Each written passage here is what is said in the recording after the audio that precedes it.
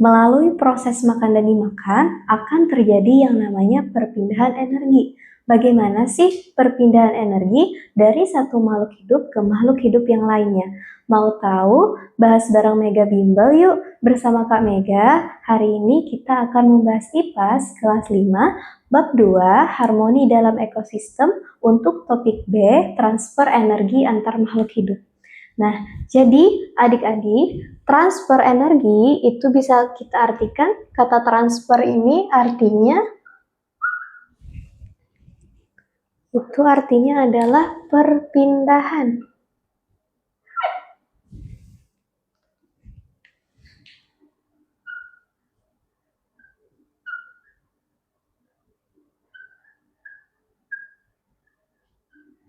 Nah, jadi secara singkatnya transfer energi itu artinya perpindahan energi.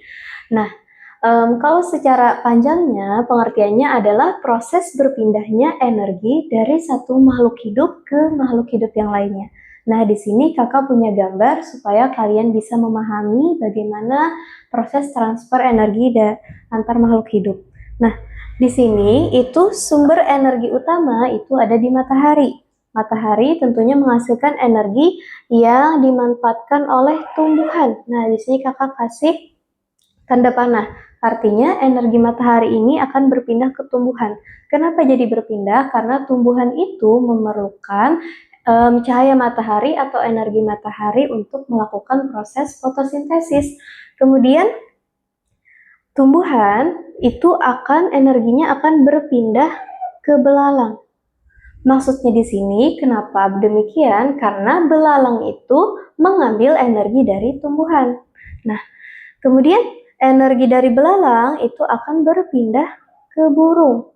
Karena burung itu mengambil energi dari belalang. Karena burung tadi memakan belalang. Kemudian burung itu energi dari burung nanti akan berpindah ke ular. Karena ular itu memakan burung, dan kemudian energi dari ular itu akan berpindah ke elang sebagai konsumen puncaknya. Kenapa? Karena elang itu makanannya adalah ular, berarti elang mendapat energi dari ular.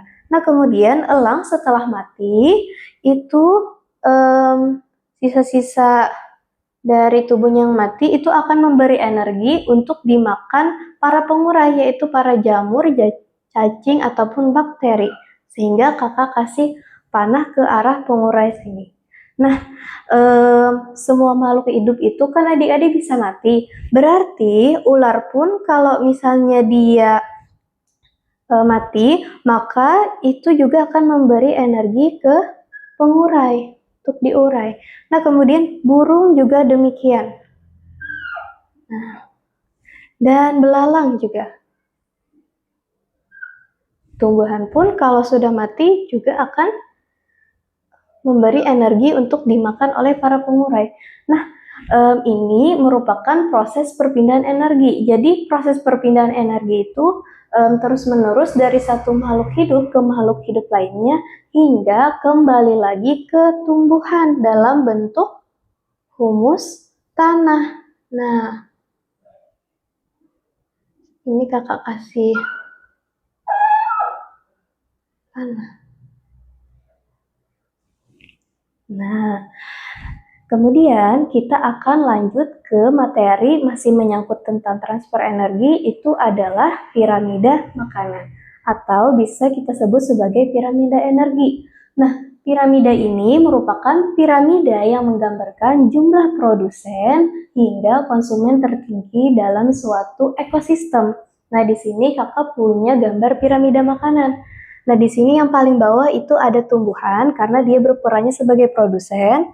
Kemudian ada konsumen tingkat 1, itu hewan-hewan yang biasanya memakan tumbuhan seperti jangkrik, kelinci, kupu-kupu, ataupun kambing. Kemudian ada konsumen tingkat 2, itu biasanya hewan-hewan karnivora karena dia memakan daging.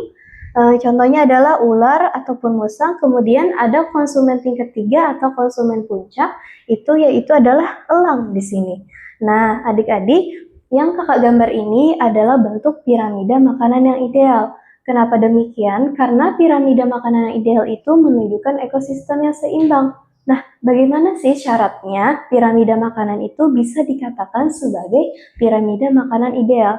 Nah, semakin ke bawah tingkatannya, maka akan semakin banyak jumlah tumbuhan atau makhluk hidup yang di dalamnya, di dalam piramida ini. Tapi sebaliknya, semakin tinggi tingkatannya, maka akan semakin sedikit pula jumlah hewan yang ada di dalamnya. Nah, di sini kakak ada tulis, maksudnya di sini produsen itu harus lebih banyak daripada konsumen tingkat 1. Nah, bisa kalian lihat di piramida makanan ini, bagian wilayah tumbuhan itu lebih banyak. Itu menunjukkan bahwa produsen tumbuhan ini harus jumlahnya lebih banyak dari konsumen tingkat 1. Kemudian konsumen tingkat 1 harus lebih banyak daripada konsumen tingkat 2. Nah, di sini harus lebih banyak daripada konsumen tingkat 2. Kemudian konsumen tingkat 3 itu juga harus lebih banyak dari konsumen tingkat 2 itu harus lebih banyak dari konsumen tingkat 3. Nah, itu untuk menggambarkan piramida makanan yang ideal. Nah, baik, sekian dulu pembelajaran kita hari ini. Sampai bertemu di video pembelajaran kita selanjutnya.